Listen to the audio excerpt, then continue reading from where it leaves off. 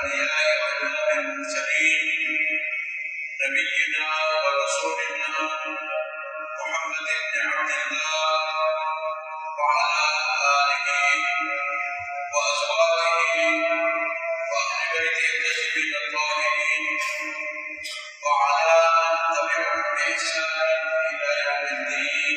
أما بعد. مکتب الدعوہ توعیت الجالیات کا عقیہ مکہ مکرمہ کی دعوت پر شریکہ محمد بن لادن کے تعاون سے آج ہمارے مہمان ہیں جناب فضیلت الشیخ حکیم مبشر علی حسن حفظہ اللہ تعالی، جن کا موضوع ہوگا آداب زندگی قرآن اور سنت کی روشنی میں. تو میں بغیر کسی مقدمہ تمہید کے دعوت سخن دوں گا جناب فضیلت الشیخ حکیم مبشر علی حسن حفظ اللہ تعالی کو کہ آپ تشریف لائیں اور آداب زندگی کے موضوع پر اپنے خیالات کا اظہار فرمائیں. بیان 45 منٹ کا ہوگا. سبھی دل جمی سے تشریف رکھیں. والسلام علیکم ورحمۃ اللہ وبرکاتہ. السلام علیکم ورحمۃ اللہ وبرکاتہ. ان الحمد للہ نحمده ونستعینه ونستغفره ونعوذ باللہ من شرور انفسنا ومن سیئات اعمالنا. من يهده اللہ فلا مضل له ومن يضلل فلا هادی له واشهد ان لا الہ الا اللہ واشهد ان محمدا عبده ورسوله. قال اللہ تعالی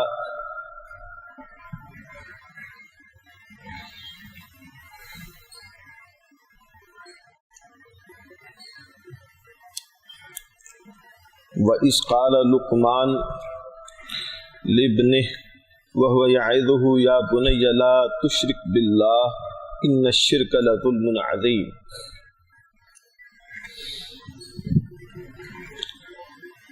ہر قسم کی حمد و ثنا اللہ رحیم و کریم کی ذات بابرکات کے واسطے. بے شمار دعائیں اور رحمتیں حبیب کبریا جناب محمد رسول اللہ صلی اللہ علیہ وآلہ وسلم کی ذات بابرکات کے لیے.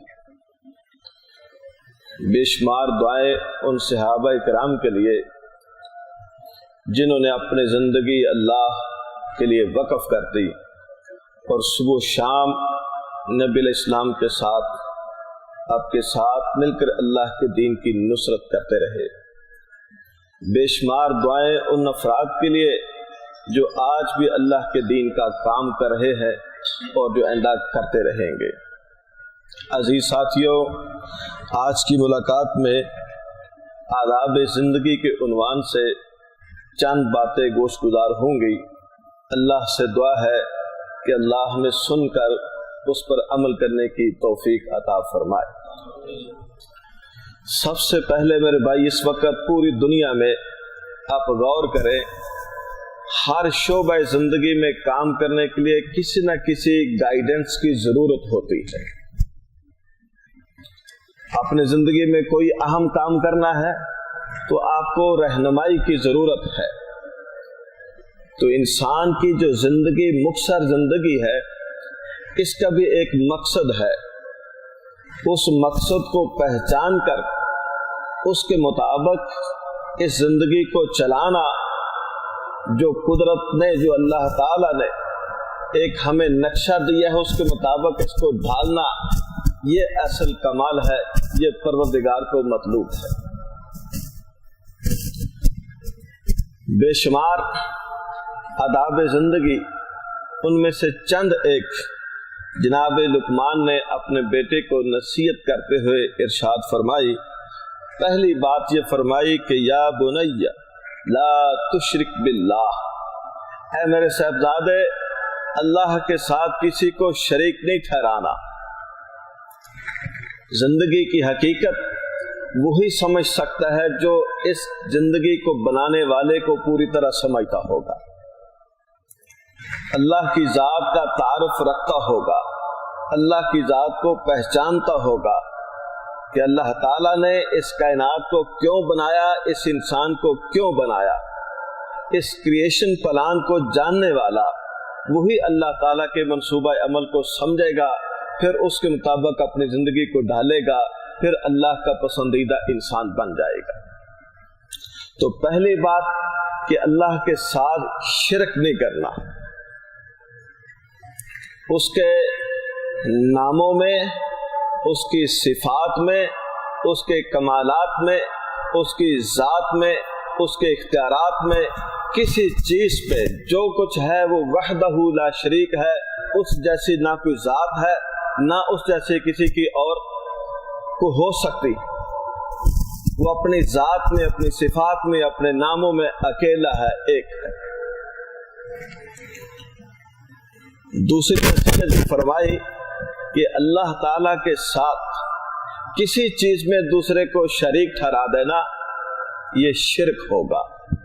شرک کو جس مقام پر ہونا چاہیے اس پر نہ کو رکھے، اس کو غلط جگہ پہ رکھ دے تو اس پہ ظلم ہو جائے گا۔ ٹوپی کا مقام سر پہ رکھنا، وہ آدمی پاؤں میں رکھ لے تو اس نے اس کے ساتھ ظلم کیا ہے۔ اس پیشانی کو اللہ کریم نے اپنے در پہ جھکنے کے لیے بنایا ہے، کوئی آدمی اس کو غیر کے سامنے جھکا دے تو یہ ظلم ہے، اس چیز سے روکا ہے۔ اس کے بعد ادب یہ سکھایا وَوَصَّيْنَا الْإِنسَانَ بِوَالِدَيْهِ کہ ہم آپ کو اس بات کی تاکید کر رہے ہیں کہ آپ اللہ کی ذات کو پہچاننے کے بعد اپنے والدین کے ساتھ اچھا سلوک کریں،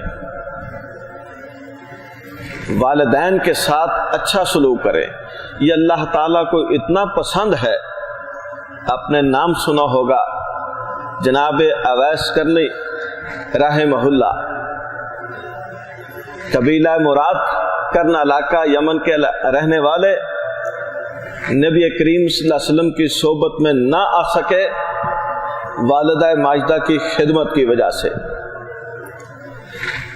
نبی رحمت صلی اللہ علیہ وسلم نے اپنے زمانہ مبارک میں سیدنا فاروق اعظم رضی اللہ عنہ کو ارشاد فرمایا، اے عمر، آپ کے زمانہ میں کرن کے علاقہ سے قبیلہ مراد سے اویس بن عامر تشریف لائیں گے، آپ اپنے لیے ان سے دعا کی درخواست کرنا۔ نشانی بتائی کہ اس کے جسم پر برس پھل بیری کے نشانات تھے، انہوں نے اللہ کریم سے دعا کی، اللہ نے ان کو شفا بخشی، 1 روپے کے برابر نشان باقی ہوگا ان کے بازو پہ، اس سے آپ پہچان سکیں گے کہ یہ وہی اویس ہے۔ حج کے موقع پر تشریف لاتے ہیں جناب اویس رحمہ اللہ، سیدنا فاروق اعظم رضی اللہ تعالیٰ عنہ ان کو پہچان لیا کہ یہ وہی ہیں، تعارف کیا کہ آپ اویس ہیں، قبیلہ مراد سے ہیں، کرن کے علاقے سے ہیں، یمن سے آئے ہیں، پورا تعارف ہوا۔ انہوں نے ذکر کیا، ہاں سیدنا فاروق اعظم رضی اللہ تعالیٰ ان سے دعا کی درخواست کرتے ہیں کہ اللہ کے بندے آپ میرے لیے دعا کریں۔ جناب اویس ذکر کرتے ہیں، آپ خلیفۃ المسلمین ہیں، آپ خلیفۃ الرسول ہیں، صحابہ میں آپ کا بڑا مقام ہے، اللہ نے آپ کو بڑی عزت عطا فرمائی ہے، آپ ہمارے سربراہ ہیں، آپ میرے لیے دعا کریں۔ انہوں نے فرمایا کہ اے اویس، مجھے میرے حبیب جناب محمد رسول اللہ صلی اللہ علیہ وآلہ وسلم نے نصیحت فرمائی تھی کہ آپ سے دعا کروانی، اس لیے آپ سے درخواست ہے کہ آپ میرے لیے دعا کیجیے۔ یہ اللہ نے ان کو مقام کیوں بخشا؟ اس لیے کہ وہ اپنی والدہ کی خدمت میں لگے ہوئے تھے۔ صحابہ میں سے ایک صحابی نے طلب کی اجازت کہ یا رسول اللہ میں جہاد پہ جانا چاہتا ہوں، ان کے والدین اس حصے میں تھے عمر کے کہ ان کو خدمت کی ضرورت تھی، تو آپ نے فرمایا احیا والدی، کیا تیرے والدین زندہ ہیں؟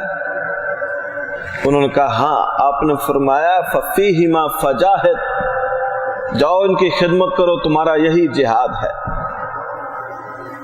تو والدین کی خدمت بڑی سعادت ہے۔ سب سے زیادہ حق انسان کا، انسان کے اوپر سب سے حق کس ذات کا ہے زیادہ؟ اللہ کا، دوسرے نمبر پہ اس کے والدین۔ اس کے بعد فرمایا کہ والدین میں سے اگر کوئی غلطی سے آپ کو شرک کی لائن کی طرف لگائے تو پھر ان کی بات نہیں مانی جائے گی، پھر بات اللہ کی مانی جائے گی۔ ان کے ساتھ دنیاوی طریقے سے رہتے ہوئے اچھے طریقے سے رہنا ہے۔ اس کے بعد انہوں نے فرمایا کہ یا بنی انہا ان تک مثقال حبۃ من خردل۔ ایک اور ادب سکھایا کہ بیٹا زندگی میں دل میں کبھی تکبر نہ آنے دینا، تکبر نہ آنے دینا۔ بڑا پن صرف ایک سروری زیبا فقط اس ذات بہمتا کو ہے۔ حکمراں ہے ایک وہی باقی بتان آدری، کہ سب سے بڑا صرف اس زمین پر جس کو مانا جا سکتا ہے وہ صرف اللہ ہے۔ تو اپنے آپ کو بڑا تکبر میں لائیں مت۔ اگر دل میں ذرا برابر بھی تکبر ہوا تو پھر وہ آپ کو جہنم لے جائے گا۔ اس کے بعد فرمایا یا بنی اقم الصلاۃ وامر بالمعروف ونہ عن المنکر۔ اے بیٹے نماز پڑھنا، نماز کی تاکید کی۔ یہ نماز 5 وقت کی نماز کی تاکید۔ انہوں نے اپنے دور میں اپنے شریعت کے مطابق جتنی بھی نمازیں تھی تاکید کی، ہماری شریعت میں ہمیں 5 نمازوں کا حکم دیا گیا۔ اور یہ اللہ تعالیٰ کے حق کو پہچاننا، زندگی کو بہترین سنوارنا نماز کے بغیر ممکن نہیں۔ آپ نے تاریخ کی کتابوں میں پڑھا ہوگا کہ اللہ تعالیٰ نے جب سیدنا آدم علیہ السلام کو پیدا فرمایا، پھر وہ سارا واقعہ ہوا، فرشتوں والا آپ نے سنا ہے۔ اس کے بعد وہ جب پھل کو چکھ بیٹھے تو اللہ تعالیٰ نے زمین پر اتار دیا۔ قاضی اطہر مبارک پوری رحمہ اللہ اپنی کتاب تاریخ عرب و ہند عہد رسالت میں لکھتے ہیں کہ احبط اللہ آدم الی ارض الہند، کہ اللہ تعالیٰ نے آدم علیہ السلام کو ہندوستان کی سرزمین، اس وقت بڑا ہندوستان سری لنکا اس میں موجود تھا، سرندیپ جزیرے میں اتارا۔ پھر اللہ تعالیٰ نے ان کو وہاں سے یہاں لائے۔ پھر انسانیت کے سلسلے کا حضرت سیدہ حوا علیہ السلام سے ملاقات ہوئی تو اللہ تعالیٰ نے سلسلہ چلایا۔ آدم علیہ السلام سے نوح علیہ السلام کے درمیان کوئی 1000 سال کا فاصلہ، مستند تاریخ سے جو چیز ثابت ہوتی ہے وہ 1000 سال کا فاصلہ ہے۔ درمیان میں 2 انبیاء کرام کا نام لیا جاتا ہے، بائبل کے مطابق حقیقت ان کی اللہ جانتا ہے۔ سیدنا نوح علیہ السلام کے سے تعلق اپنا یہ بائبل میں بیان شروع ہوتا ہے کہ اللہ تعالیٰ نے ان کو عراق کے علاقے شہر اور میں پیدا فرمایا اور وہاں دین کی تبلیغ شروع کی۔ وہاں سے جس وقت قوم نے توحید کو نہیں مانا، شرک کی طرف رہے، چند ایک مسلمان، اللہ تعالیٰ نے کشتی کے ذریعے ان کو بچایا۔ وہ کشتی کوہ ارارات، وہ علاقہ جو ترکی کے ساتھ ملتا ہے، اس علاقے میں وہ رکی جوتی پہاڑ پر۔ پھر انسانیت اصل امن اور سکون کے ساتھ 72 افراد کا قافلہ سیدنا نوح علیہ السلام کے ساتھ اس زمین پر آباد ہوتا ہے۔ ان کی اولاد میں سے آگے پھر 3 بیٹے، حام، سام اور یافس، یہ 3 بیٹے تھے ان کے۔ چوتھا بیٹا ان کا تھا یام، وہ طوفان میں غرق ہو گیا۔ غرق اس لیے ہوا کہ اس نے باپ کی بات کو نہ مانا، توحید کو نہ مانا، شرک کی آمیزش میں مبتلا رہا، اللہ کے حکم کو ماننے کی بجائے اکڑ کی، تکبر کیا، مارا گیا۔ یام طوفان میں غرق، حام، سام اور یافس 3 بیٹے، ان سے آگے پھر سلسلہ نسل چلتا ہے۔ حام کی اولاد یہ افریقہ کے ممالک میں رہنے والے، دائیں بائیں ہندوستان پاکستان کے رہنے والے لوگ یہ حامی و نسل کہلاتے ہیں، اور عرب کے سارے علاقوں میں یہ سام بن نوح کی اولاد سے تعلق رکھتے ہیں، اور یہ منگول، چین، ان علاقوں میں رہنے والے یہ یافس بن نوح کی اولاد سے بیان کیے جاتے ہیں۔ انہی سے پھر آگے سلسلہ چلتا ہے کہ حضرت سام بن نوح کی نسل سے آزر کے نسل سے حضرت ابراہیم علیہ السلام، اللہ نے ان کو بھی عراق میں پیدا کیا تھا۔ عراق سے پھر مصر جاتے ہیں، مصر سے پھر آپ نے وہ واقعہ سن رکھا ہے جو ظالم بادشاہ لوگوں کی عزتوں پہ دست درازی کرتا تھا، اس کے ساتھ جب وہ حادثہ پیش آیا، زمین میں گرفت ہوئی، تو اس نے خدمت کے طور پہ حضرت حاجرہ علیہ السلام کو ان کے سپرد کیا۔ اللہ تعالیٰ نے ان کے بطن مبارک سے 86 سال کی عمر میں حضرت اسماعیل عطا فرمائے، اللہ کے حکم کے مطابق اس سرزمین پہ چھوڑ کے گئے، مکہ مکرمہ میں چھوڑ کے گئے۔ اللہ کا غار اس سے پہلے بھی یہاں موجود تھا۔ دلیل اس کی یہ ہے کہ جب ابراہیم علیہ السلام نے اپنے بیٹے اسماعیل اور حضرت حاجرہ علیہ السلام کو چھوڑا، تھوڑا سا دور گزرے پہاڑی کے پیچھے کھڑے کے دعا کرتے ہیں، ربنا انی اسکنت من ذریتی بواد غیر ذی زرع عند بیتک المحرم، اے پروردگار میں نے اپنی اولاد کو تیرے محترم گھر کے پاس آباد کر دیا ہے۔ اے میرے پروردگار میری دعا یہ ہے، ربنا لیقیموا الصلاۃ، یہ نماز پڑھے۔ تو اس گھر کی آبادی حضرت ابراہیم علیہ السلام کے مشن میں تھا، بالکل اسی گھر کی بالکل سیٹ میں 40 سال کے بعد بیت المقدس پر آئی۔ ان کے دوسرے بیٹے 100 سال کی عمر کے قریب ہوئے، حضرت اسحاق علیہ السلام۔ حضرت اسحاق علیہ السلام کو وہ مرکز بنا کے دیا بیت المقدس۔ رکن یمانی پہ اب کھڑے ہوں تو بالکل خانہ کعبہ بھی سامنے ہے، اس کی سیٹ میں بیت المقدس بھی سامنے ہے۔ سینکڑوں میل کا سفر ہے، لیکن اللہ تعالیٰ کی طرف سے حکمت دیکھیے کہ دونوں ایک ہی لائن میں کھڑے۔ نبی رحمت صلی اللہ علیہ وسلم جس وقت یہاں سے ہجرت فرما کے مدینہ منورہ چلے گئے تو پھر اللہ تعالیٰ سے دعا کی کہ اللہ میرے آباء و اجداد کا یہ قبلہ تھا کہ یہ ہونا چاہیے تھا، اللہ نے پھر ادھر بدل۔ حضرت اسحاق علیہ السلام 100 سال کی عمر میں پیدا ہوتے ہیں، بیت المقدس تعمیر ہوتا ہے ان کے ہاتھوں۔ ان کے آگے اولاد ہوئی، 2 بیٹے ہوئے، ایک کا نام یوسف تھا اور ایک کا نام یعقوب تھا۔ یوسف بڑے تھے، یعقوب چھوٹے تھے۔ یعقوب نہ وجہ تسمیہ اس لیے بیان کی جاتی، یعقوب عقب سے نکلا ہے، عقب کا معنی بعد میں آنے والا، یہ بعد میں پیدا ہوئے۔ جناب یعقوب علیہ السلام سے پھر اللہ تعالیٰ نے حضرت یوسف علیہ السلام کو نبی بنایا۔ حضرت ابراہیم علیہ السلام نبی ہیں، بیٹا اسحاق نبی ہے، بیٹا یعقوب نبی ہے، آگے بیٹا یوسف نبی ہے۔ یہ انسانوں میں معزز اگر کوئی انسان ہے تو وہ یوسف علیہ السلام ہے، لیکن سارے انسانوں کے سردار ہیں تو وہ حبیب کبریا جناب محمد رسول اللہ صلی اللہ علیہ وسلم ہے۔ سیدنا یوسف علیہ السلام سے پھر آگے سلسلہ چلتا آتا ہے، تو پھر انبیاء کا ایک سلسلہ شروع ہوتا ہے۔ تو اللہ تعالیٰ نے تاریخ کے اس پوائنٹ پہ حضرت موسیٰ علیہ السلام کو کھڑا کیا۔ موسیٰ علیہ السلام نے فرعون سے قوم کو نکال کے وادی تیہ میں جب لائے، وادی سینا میں، میدان تیہ میں، تو وہاں قوم کی تربیت کی۔ اس تربیت میں جو آداب زندگی بیان ہوئے آج بھی سورہ بنی اسرائیل میں اور بائبل میں بھی موجود ہے، احکام 10 کے نام سے، وہ یہی ہیں جو یہ نصیحت کیے جا رہے ہیں۔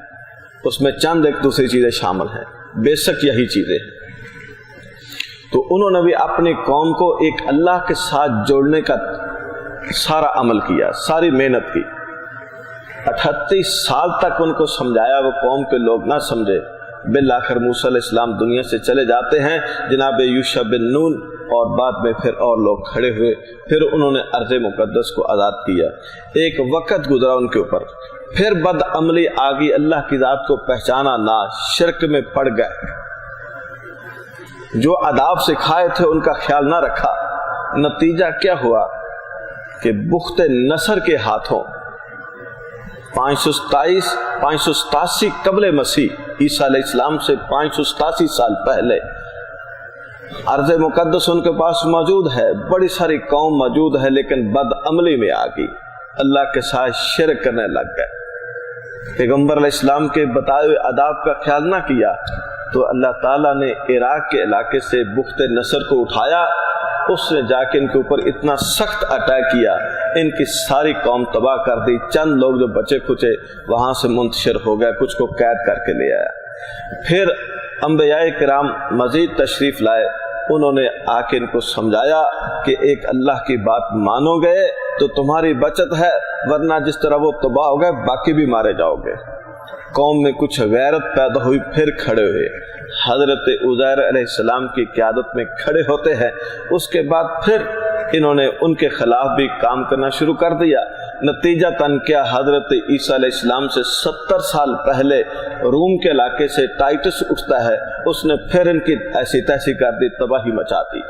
وہاں سے پھر یہ بھاگے تھے، یہ بنی اسرائیل کے لوگ رومی ٹائٹس کے حملے کے بعد بھاگے تھے کہ اب ہم جاتے ہیں عرب کی سرزمین پر، کہ وہاں جا کے ایک پیغمبر آنے والا ہے، اس کے ساتھ مل کر ہم اتنے مضبوط ہو جائیں گے کہ اپنے دشمنوں سے بدلہ لیں گے۔ یہ جو آج ہم تاریخ میں پڑھتے ہیں، یہ بنو قریظہ، بنو قینقاع، بنو نذیر، بنو غطفان، یہود خیبر، یہ سارے وہاں سے بھاگے ہوئے لوگ تھے۔ انہوں نے اپنی کتابوں میں پڑھا تھا، بائبل میں آج بھی الفاظ موجود ہیں کہ وہ روح الحق کوہ فراں سے جلوہ گر ہوگا۔ یہ بائبل کے الفاظ آج بھی موجود ہیں۔ کوہ فران کیا ہے؟ یہاں ہماری پہلی وحی اترتی ہے، غار ہیرا، اس کو کوہ فران کا علاقہ کہا جاتا ہے۔ اس علاقے سے وہ پیغمبر اپنی دعوت کا آغاز کرے گا۔ وہ روح الحق کوہ فران سے جلوہ گر ہوگا، صلا کے پہاڑوں میں جائے گا۔ صلا کے پہاڑ کیا ہیں؟ مدینہ منورہ کے پہاڑ ہیں۔ 10,000 قدسیوں سے آئے گا۔ 10,000 قدسیوں سے کب تشریف لائے؟ فتح مکہ کے موقع پر۔ یہ منوان ساری پیشین گوئی پوری ہوتی۔ تو یہ یہود آئے تھے کہ ہم اس پیغمبر کے ساتھ مل کر اپنے دشمنوں سے بدلہ لیں گے، کیوں ان کی کتابوں میں لکھا تھا یہ کہ اس کے حق میں اللہ تعالیٰ اتنی قوت دے گا کہ وہ دشمنوں کے پھاٹکوں کا مالک بنے گا، اللہ اس کے ہاتھ میں آتشی شریعت دے گا، جس طرف قدم اٹھائیں گے اللہ ان کو فتح عطا فرمائے گا۔ یہ یہود وہاں سے خوشخبریاں سن کے یہاں آئے۔ جس وقت آپ صلی اللہ علیہ وسلم نے جا کے ان کو پھر رسالت کی دعوت دی، انہوں نے پہچان لیا، یعرفونہ کما یعرفون ابناءہم، ان کو ایسے یقین ہو گیا جیسے باپ کو اپنے بیٹے کے متعلق یقین ہوتا ہے کہ یہ واقعتاً میرا ہی بیٹا ہے، اس طرح ان کو یقین ہوگا کہ یہی اللہ کا سچا رسول ہے۔ پھر انہوں نے انکار کر دیا، کس وجہ سے؟ حسد من عند انفسہم، دلوں میں حسد کی وجہ سے کہ یہ بنی اسحاق میں سے کیوں نہیں آئے، یہ بنی اسماعیل سے کیوں پیدا ہو گئے۔ یہ نسلی تعصب کی وجہ سے انہوں نے انکار کیا۔ اللہ نے پھر ان کے اوپر لعنت بھیجی، اب قیامت تک ذلیل ہوتے رہیں گے۔ امت مسلمہ کو اطلاع کر دی کہ پہلی قوموں کے اوپر غضب ہوا اللہ کا، اس لیے کہ جو انبیاء نے ان کو آداب سکھائے تھے ان سے وہ پیچھے ہٹ گئے۔ اگر تم نے بھی ان آداب کا خیال نہ رکھا تو ایک وقت آئے گا تمہاری بھی صف لپیٹ دی جائے گی۔ ہمارے اوپر بھی اسی طرح کے مسائل آئے کہ جس وقت ہمارا کام چل رہا تھا تو پھر سستی آئی عمل میں، ہمارے عمل میں سستی آئی، بغداد میں ہماری تباہی مچ گئی۔ منگول سے اٹھنے والا چنگیز خان، ایک بدو خانہ بدوش سسٹم سے تحت رہنے والے بدماش قسم کا آدمی، اس نے چند لوگوں کو ساتھ ملا کے آ کے اس نے اٹیک کر دیا، مسلمانوں کی اینٹ سے اینٹ بجا دی۔ وقت گزرتا گیا، مسلمان سارے کے سارے ان کے سکنجے میں تھے۔ اللہ نے پھر چند جوانوں کو ہمت دی، انہوں نے کھڑے ہوئے دعوت کا کام کیا، اللہ تعالیٰ نے پھر ان کو سرخرو کیا۔ ہلاکو خان نے تباہی مچائی، چنگیز خان نے تباہی مچائی، اللہ تعالیٰ نے انہی کے خاندان میں سے بندے کھڑے کر دیے۔ تغلق تیمور کا نام آپ نے کتابوں میں پڑھا ہوگا۔ تغلق تیمور ایران کا بادشاہ اس کا بیٹا تھا، جنگل کی سرزمین کی طرف نکلا ہوا تھا۔ ان کے پیچھے ایک دعوت دین کے آداب سکھانے والے شیخ جمال الدین پہنچ جاتے۔ شیخ جمال الدین ان کو جا کے دین کی دعوت دیتے۔ وہ تغلق تیمور جنگل کے علاقے میں شکار کے لیے نکلا ہوا ہے، مسلمانوں سے سخت نفرت میں تھے۔ شیخ جمال الدین ان کے پیچھے جاتے ان کو دین کی دعوت دینے کے لیے۔ قریب پہنچتے تو اس کے سپاہیوں نے پکڑ لیا کہ تم ہمارے قریب نہیں آ سکتے۔ جب پکڑتے ہیں تو شیخ جمال الدین نے ذکر کیا کہ آپ مجھے ایک دفعہ ان کے سامنے پیش کر دیجیے۔ ان کے سامنے پیش کرتے ہیں تو تغلق تیمور سخت غصے میں آ کے کہنے لگا کہ تم ایرانی کتے ہو، ہماری طرف مت آؤ۔ تو جناب تغلق تیمور شیخ جمال الدین کہتے ہیں جناب تغلق تیمور بات یہ ہے اگر ہمارے پاس اللہ کا دین نہ ہوتا تو ہم کتوں سے بھی بدتر ہوتے۔ تغلق تیمور سمجھدار آدمی تھا کہ اس آدمی کو میں نے اتنی سخت بات کی ہے کہ یہ ذاتی دفاع میں اس نے کوئی بات نہیں کی، اس کی بات میں کچھ جان ہے، میں غور کرتا ہوں۔ پھر اس نے پوچھا کہ وہ دین کیا ہے؟ انہوں نے یہ تعارف کروایا کہ ہمارا دین ہم اس بات کی دعوت دیتا ہے ایک اللہ ہے، اس کے سوا کوئی عبادت کے لائق نہیں۔ ایک ہمارے پیشوا رہنما حبیب کبریا جناب محمد رسول اللہ صلی اللہ علیہ وسلم ہے، انہوں نے ہمیں ایک زندگی کا نمونہ دیا ہے، ایک طریقہ سکھایا، اس کو اختیار کرنا ہے۔ دنیا میں بھی فوز و فلاح ہوگی، آخرت میں بھی کامیابی کامرانی ہوگی۔ اس کو بات سمجھ آئی، اس نے کہا کہ میں ابھی بات نہیں مان سکتا، اگر مان گیا تو میں حکومت کے اوپر ابھی آنے والا ہوں، تو پہلے اگر مسلمان ہو گیا تو انہوں نے مجھے اقتدار میں نہیں آنے دینا، تو آپ کی مہربانی جس وقت آپ سنیں کہ میں اقتدار پہ آ گیا ہوں پھر آپ میرے پاس تشریف لائیں۔ جناب تغلق تیمور اپنے محلات کی طرف، جناب علامہ جمال الدین اپنے گھر تشریف لے آئے، انتظار کرتے رہے، 3 سال کا عرصہ گزر جاتا ہے۔ علامہ جمال الدین کی زندگی کے آخری لمحات آ جاتے، اپنے بیٹے رشید الدین کو وصیت کرتے ہیں بیٹا کہ میری زندگی کا اختتام ہو رہا ہے، تغلق تیمور عنقریب بادشاہ بننے والا ہے، میں نے ان کو دین کی دعوت دی تھی اور اس نے مجھے یہ جملہ کہا تھا کہ تم کتوں سے بدتر ہو، تم کتے ہو، ہمارے قریب مت ہو۔ تو میں نے ان سے کہا تھا کہ اگر ہمارے پاس دین نہ ہوتا تو ہم کتوں سے بھی بدتر ہوتے۔ یہ جملہ ان کو یاد کروانا، اور اس کے بعد اس نے کہا تھا کہ جب میں بادشاہ بن جاؤں مجھے آ کے پھر یاد دلانا۔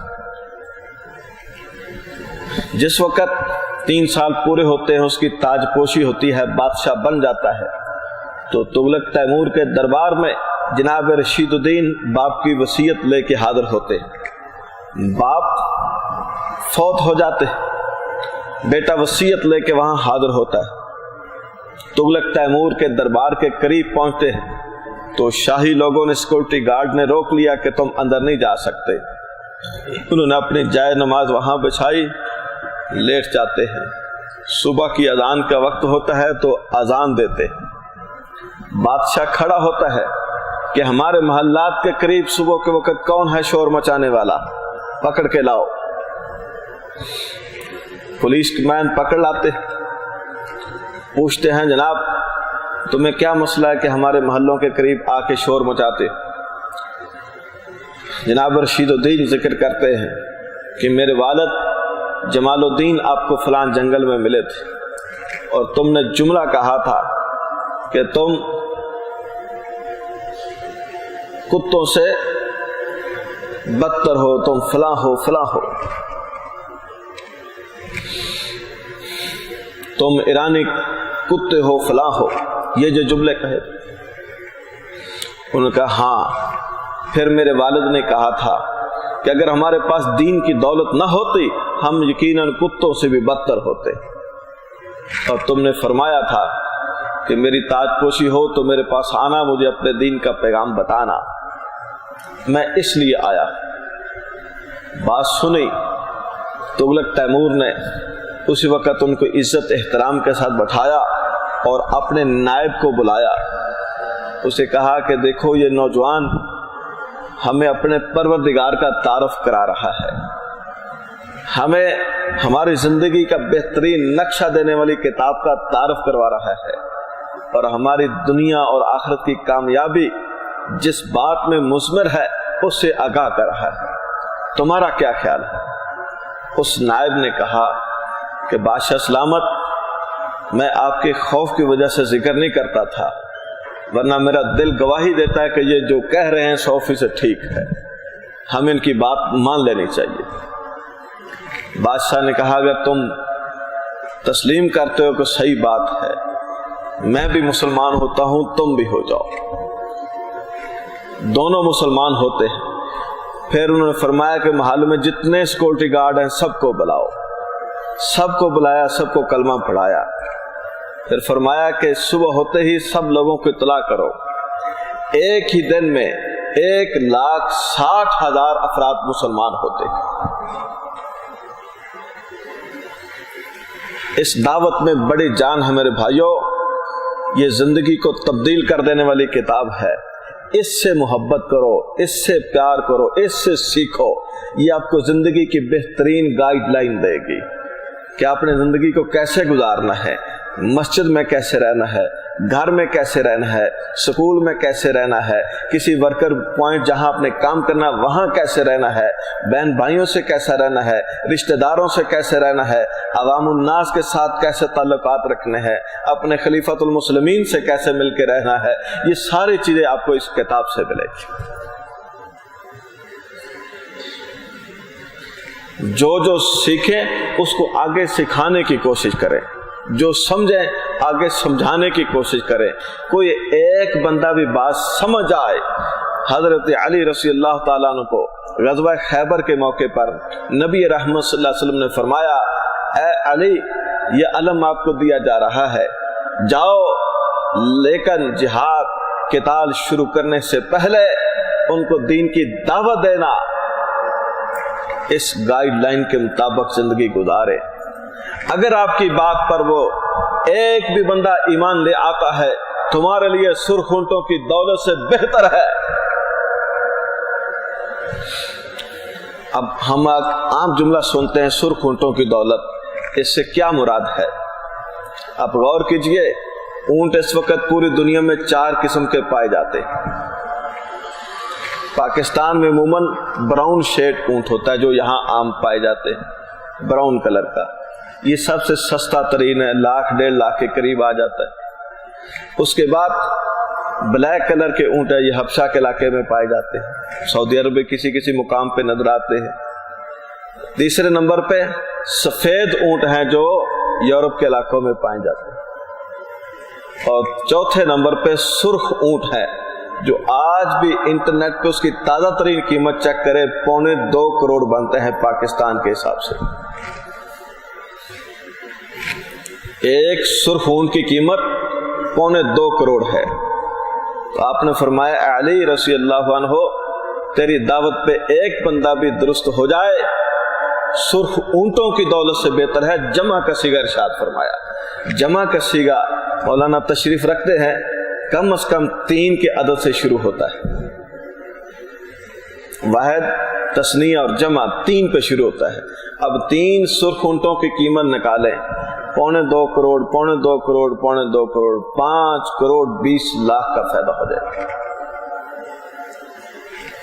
5 کروڑ 20 لاکھ۔ اگر ایک بندہ آپ کی دعوت پر مسلمان ہو جاتا ہے، اپنے غلط رویوں کو چھوڑ جاتا ہے، درست اپنا رویہ کر لیتا ہے، تو آپ کو کتنا ثواب ملا؟ 5 کروڑ 20 لاکھ روپے خرچ کرنے کا ثواب مل جائے۔ تو میرے بھائیو، اس کے لیے محنت کرے، سمجھے، اس قرآن کو سمجھے، اس سے محبت کرے۔ جن لوگوں نے قدر کی، اللہ نے ان کی قدر بنائی ہے۔ پھر तारीख की किताबों में अल इसाबा फी तमयीज सहाबा पढ़ के देखे, उसदुल गाबा पढ़ के देखे, नबी अलैहिस्सलाम की सीरत पढ़ के देखे, आपको कितने रोशन सितारे नजर आएंगे। उन्हीं तारीख की किताबों में एक जनाब अब्दुर्रहमान फरूख का वाक़या जिक्र होता है। खुरासान के इलाके में जिहाद का काम शुरू था, वहां तशरीफ ले जाते हैं, अपनी अहलिया मोहतरमा से जिक्र करते हैं, ये मेरे पास 30,000 दीनार है के ऊपर, इससे अपने घर का सर्कट चलाना है। जनाब फरूख जिहाद में चले जाते हैं, मैदान आगे बढ़ता जा रहा है, बढ़ता जा रहा है, फुतूहात जारी हैं, जनाब फरूख आगे बढ़ते जा रहे। 27 साल तक जिहाद में मसरूफ रहते हैं। 27 साल के बाद वापसी हुई, अपने घर तशरीफ लाते हैं। मदीना मुनव्वरा में घर था, घर में दाखिल होते हैं, अपने घोड़े पर सवार है, अपने नेज़े के चौक से ऐसे दरवाजा खोलते हैं। जिस वक्त घर से निकलते हैं जिहाद के लिए, उस वक्त इनकी अहलिया मोहतरमा उम्मीद से थी, यानी बच्चा होने वाला था। तो उन्होंने फरमाया, ऐ मेरे सरताज, आप जिहाद पे जा रहे हैं, आपको पता है, आपको इल्म है, आपको मालूम है कि आपके घर में अभी अल्लाह औलाद देने वाला है। उन्होंने फरमाया, हाँ, लेकिन मेरा दिल चाहता है कि मैं मैदान जिहाद में जाऊं, लिहाजा मुझे इजाजत दीजिए, मैं जा रहा। जिहाद में चले जाते हैं, 27 साल के बाद तशरीफ लाते हैं। पीछे घर में बेटा पैदा होता है, उसका नाम है रबियतुर राय। वालिदा मोहतरमा ने बच्चे की अच्छी तरबियत की, जिंदगी के आदाब सिखाए, ये कुरान समझाया, ये हदीस पाक समझाई, हदीस के मुतल्लिका सारे उलूम सिखाए। एक वक्त आया जिस वक्त वालिद गिरामी वापस तशरीफ लाए, वक्त के बेहतरीन इमाम मालिक बिन अनस रहमहुल्लाह, वही इमाम मालिक जिन्होंने मुत्ता इमाम मालिक लिखी है, वही इमाम मालिक जो नाफे के शागिर्द हैं, वही नाफे जो हजरत अब्दुल्ला इब्ने उमर के शागिर्द है, अब्दुल्ला इब्ने उमर रज़ियल्लाहु ताला जो अल्लाह के रसूल के सहाबी है। जनाब इमाम मालिक रहमहुल्लाह मस्जिद नबवी में हदीस का दर्स दिया करते थे। उनसे ज्यादा सीनियर आलम रबियतुर राय थे। रबियतुर राय सुबह की नमाज, जिस वक़्त इनके वालिद गिरामी जिहाद से वापस आते हैं, अपने नेज़े की चौक से दरवाज़ा खोलते हैं, बेटा अंदर से निकल रहा है, बाप घोड़े पर सवार है। उसने पूछा कि तुम कौन हो मेरे घर में आने वाले? बाप कहने लगा, तुम कौन हो मेरी इजाज़त के बगैर मेरे घर में दाखिल होने वाले? दोनों एक दूसरे के दस्तों गिरेबां खड़े हैं। गैरत की वजह से किसी मुसलमान को ज़ेब नहीं देता कि उसके घर में कोई दाखिल हो। आवाजें बुलंद हुई, दाएं बाएं मोहल्ले के लोग इकट्ठे हुए। वो सब लोग जानते थे कि ये घर रबियतुर राय का है, बेटे को जानते थे, बाप को 27 साल से नई नस्ल नहीं जानती थी। खबर पहुंचती है जनाब मालिक बिन अनस के पास। मालिक बिन अनस रहमहुल्लाह तशरीफ लाते हैं। फरमाया, ऐ घोड़े पे सवार आदमी, हम रबियतुर राय को जानते हैं कि ये इसी घर में पैदा हुए, इसी घर में रहने वाले हैं, ये इसके मालिक हैं, आप क्यों बहस कर रहे हैं? ये आवाज अंदर घर में जाती है। उनकी अहलिया मोहतरमा अंदर से बहस तशरीफ लाती है कि लोगों, ये मेरे सरताज अब्दुर्रहमान फरूख है, ये रबियतुर राय के वालिद गिरामी है, ये जिहाद पे चले गए थे, इनको इल्म नहीं है। घर में तशरीफ लाते हैं। रात गुजरी, सुबह फजर की नमाज के लिए मस्जिद नबवी में तशरीफ ले जाते हैं। मस्जिद नबवी में रबियतुर राय मसनद इरशाद पर मौजूद है, हदीस का दर्स दे रहे हैं। इमाम मालिक रहमहुल्लाह दूसरे उनके हल्का दर्स में तशरीफ फरमा है। चेहरे पे रुमाल था, मजमा ज्यादा होने की वजह से बाप को अंदाजा ना हो सका कि ये दर्स कौन दे रहा है। दूर बैठे दिल में सोच रहे اے کاش اس مقام پر میرا بیٹا ربیعۃ الرائے ہوتا۔ دلوں میں خواہش ہونی چاہیے کہ ہماری اولاد اچھے مقام پر پہنچے۔ اچھا مقام کیا ہے؟ ایک خلیفۃ المسلمین کا اور ذہن میں کیجئے، جناب عطا بن ابی رباح رضی اللہ تعالی عنہ ایک غلام گھرانے کے فرد تھے، نیکی کا کام کرنے والے تھے، دین کا کام کرنے والے تھے، عالم دین تھے۔ ان کے آقاؤں نے ان کو آزاد کر دیا، حرم میں تشریف رکھتے ہیں، غالباً 17 سال تک حرم سے باہر نکل کے کوئی کام نہیں کیا، وہاں اللہ کی عبادت کی۔ وقت کا خلیفہ حاضر ہوتا ہے، لوگوں کے مجمع کو کراس کر کے قریب آنے کی کوشش کرتا ہے۔ جناب عطا بن ابی رباح فرماتے ہیں اجلس، وہاں تشریف رکھیں، آگے نہیں آ سکتے۔ انہوں نے گھر جا کے اپنے بیٹوں سے کہا، اے میرے بیٹو، عزت دیکھا تم نے کس کی ہے؟ تمہارا باپ لاکھوں مربع کلومیٹر کا حکمران ہے، اس کی وہ عزت نہیں جو اس بزرگ آدمی کی ہے۔ وہ حرم میں بیٹھا اللہ کے قرآن کا درس دے رہا ہے، میری بھی جرت نہیں کہ میں بندوں کو کراس کر کے اس کے قریب پہنچ سکوں، لہذا میری تمہیں نصیحت ہے، میرے مرنے کے بعد میری سیٹ کی کوشش نہ کرنا، اس مقام کی کوشش کرنا۔ تو جن کو بات سمجھ آتی ہے پھر وہ قربانی اس طرح کی دیتے۔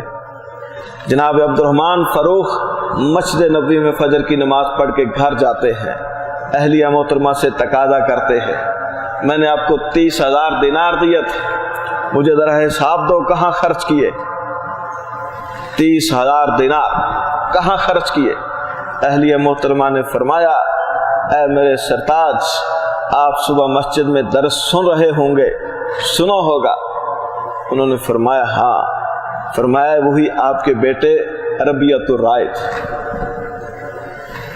انہوں نے پھر آگے سوال نہیں کیا، کہنے لگے اے اللہ والے، اگر تو نے اس پہ خرچ کیے ہیں تو بالکل صحیح پوائنٹ پہ خرچ کیے ہیں، اس کے بعد کوئی سوال نہیں ہوگا۔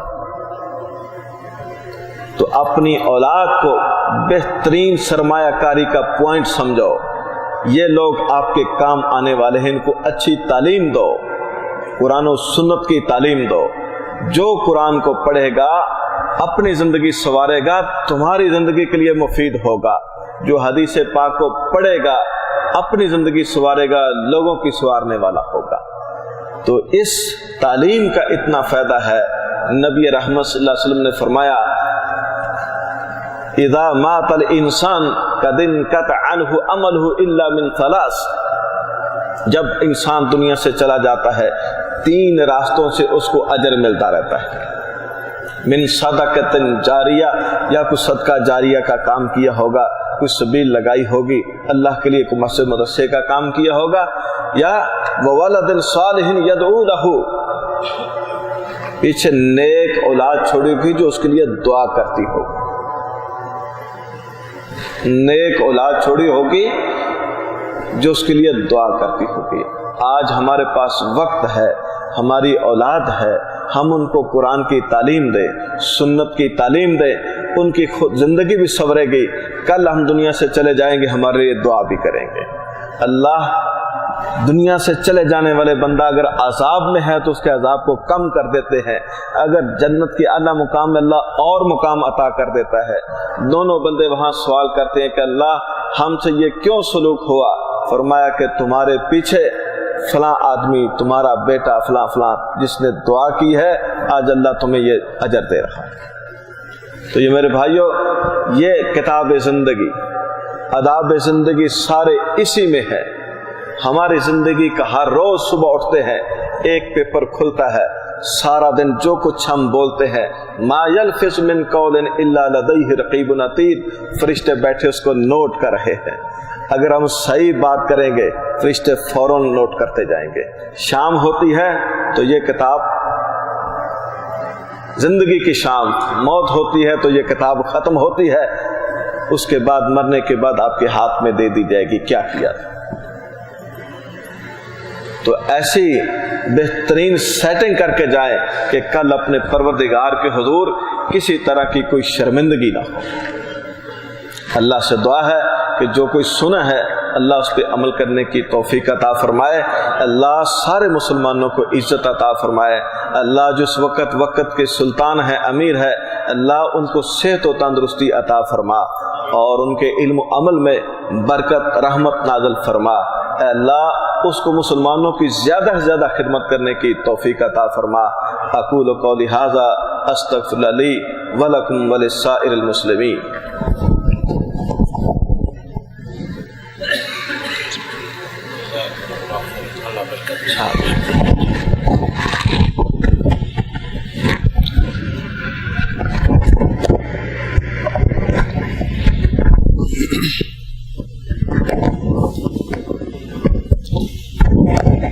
السلام علیکم ورحمۃ اللہ وبرکاتہ۔ سامعین محترم، یہ تھے جناب فضیلت الشیخ حکیم مبشر علی حسن حفظہ اللہ تعالی، جو آداب زندگی کے موضوع پر اپنے خیالات کا اظہار فرما رہے تھے۔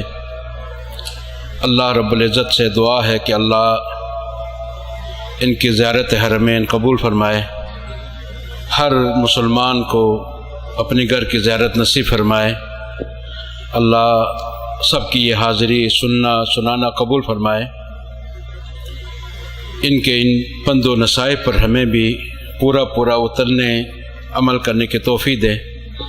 محترم سامعین، انشاءاللہ کل عشاء کی نماز کے بعد جامع مسجد عنان میں جناب مولانا عبدالقیوم صاحب کا اردو میں بیان ہوگا، جن کا موضوع ہے ہماری نمازیں بے اثر کیوں۔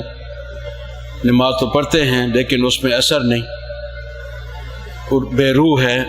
اس موضوع پر ان کا بیان ہوگا۔ سب بھائیوں سے گزارش ہے کہ وہ اس میں بھرپور شرکت کریں۔ اللہ سب کی حاضری سننا سنانا قبول فرمائے۔ جو بھی مسلمان پریشان حال ہے، اللہ ان کی پریشانی دور فرمائے۔ جو بھی بیمار ہیں، اللہ ان کو صحت تندرستی عطا فرمائے۔ جو بھی اللہ کو پیارے ہو گئے، اللہ ان کی مغفرت فرمائے، ان کو قبر کے عذاب سے، جہنم کے عذاب سے بچائے، فردوس اعلیٰ میں ان کو مقام عطا فرمائے۔